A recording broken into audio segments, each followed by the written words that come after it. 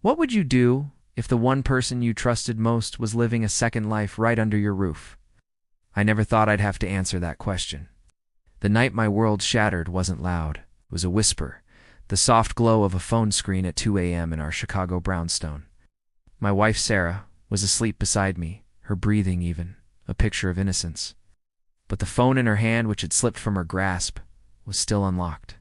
A single text message glowed on the screen, a name I knew all too well, and a sentence that stopped my heart cold. Tonight was incredible. Can't stop thinking about you. It wasn't the words themselves that broke me. It was the sender. It was Mark, our friendly neighbor from across the street. The one who borrowed our lawnmower.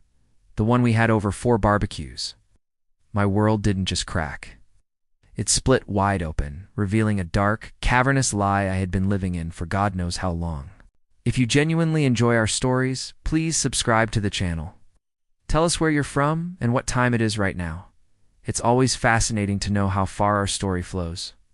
The humiliation was a physical thing. Started as a cold knot in my stomach and spread through my veins like ice water. The next morning, Sarah was her usual self, humming as she made coffee, her smile as bright and empty as a department store display. She kissed my cheek, and I had to fight the urge to recoil.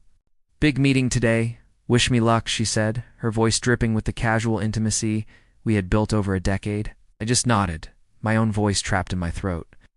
Later that day, I saw Mark getting into his car, caught my eye and gave me a smug little wave, a flicker of something triumphant in his eyes. He knew he was sleeping with my wife, and he was waving at me from across the street. The arrogance of it was breathtaking. I felt like a fool in my own life, the last one to know the joke was on me. Her behavior, which I'd once dismissed as stress, now came into sharp focus. The late nights at the office, the sudden frantic need for privacy, her phone always angled away from me. The new, expensive lingerie she'd bought, claiming it was to spice things up for us, though I hadn't seen it once. She became a stranger in our home on North Orchard Street.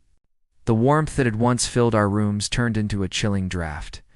She was cold, distant, and when I tried to get close, she was manipulative. "Are you checking up on me?" she'd ask, her voice laced with accusation.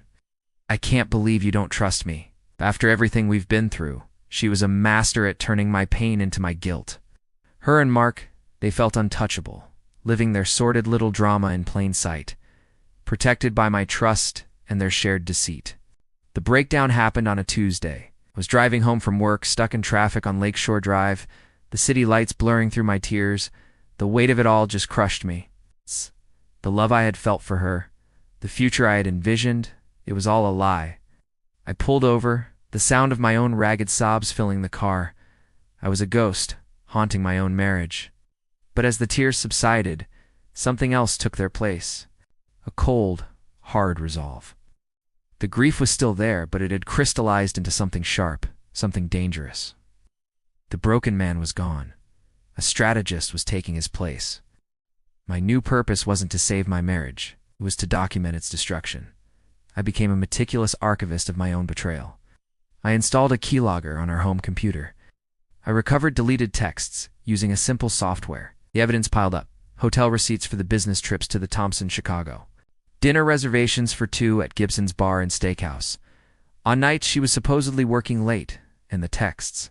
Oh, the texts. Hundreds of them. Explicit, loving, filled with plans for their future, a future built on the ashes of mine.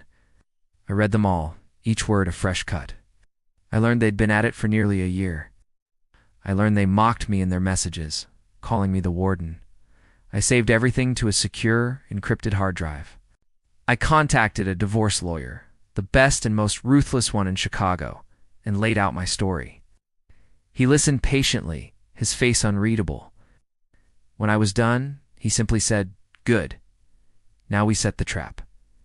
The trap was twofold, legal and social. Legally, we filed for divorce, but we didn't serve her the papers yet. We waited. Socially, the plan was more elaborate.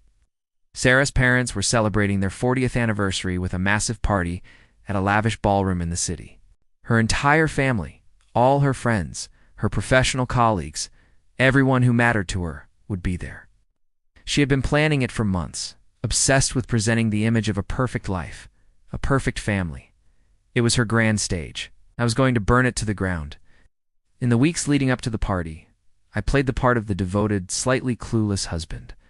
I helped with the arrangements. I listened to her complain about the caterer. I was a ghost, but a useful one. She had no idea she was walking into her own public execution. The night of the party was cinematic. The room was dripping with crystals and flowers. Sarah was radiant in a silver gown, gliding through the crowd, accepting compliments, the queen of her own carefully constructed world. Oh. Her parents gave a tearful speech about love and commitment. Then it was my turn to give the toast to my wonderful wife. I walked to the stage, my heart pounding a steady, cold rhythm. I looked at Sarah, who was beaming at me from the head table. Mark, seated just a few seats down with his own wife, raised my glass. To my wife, Sarah, I began, my voice clear and steady, who has taught me so much about love, and even more about deception.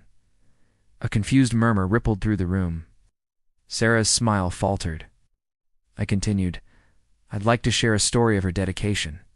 And then, on the giant screens on either side of the stage, which were supposed to be showing a slideshow of her parents, a different slideshow began. A screenshot of a text, I live for the moments I'm in your arms. He has no idea. Then a hotel receipt. Then another text, this one mocking me. With each click, a new piece of evidence appeared. The room fell into a dead, horrified silence. I saw Sarah's face drain of all color. I saw Mark shrink in his chair. I saw her father, a proud, old-school man, stare at the screen, his face a mask of fury and shame. I didn't say another word. I just placed my wedding ring on the podium, turned, and walked out of the ballroom, leaving the inferno to rage behind me. The aftermath was total. She was served the divorce papers the next morning. The infidelity clause in our prenup, combined with the mountain of evidence, left her with nothing. Her family disowned her. Her friends vanished. She was fired from her high-powered job for the scandal. Mark's wife left him, taking the kids and the house. The last I heard, Sarah was living in a small, sad apartment on the outskirts of the city, working a low-wage job. The beautiful, arrogant woman I had married was gone, replaced by a hollowed-out shell. There was no satisfaction in it, no joy, just a vast, quiet emptiness. Sometimes, late at night, I look out my window at the house across the street. It's dark and empty now, and I think about that single text message, how a few glowing words can burn an entire life to the ground. My life is quiet now, the silence, a constant reminder of the storm that passed. The end.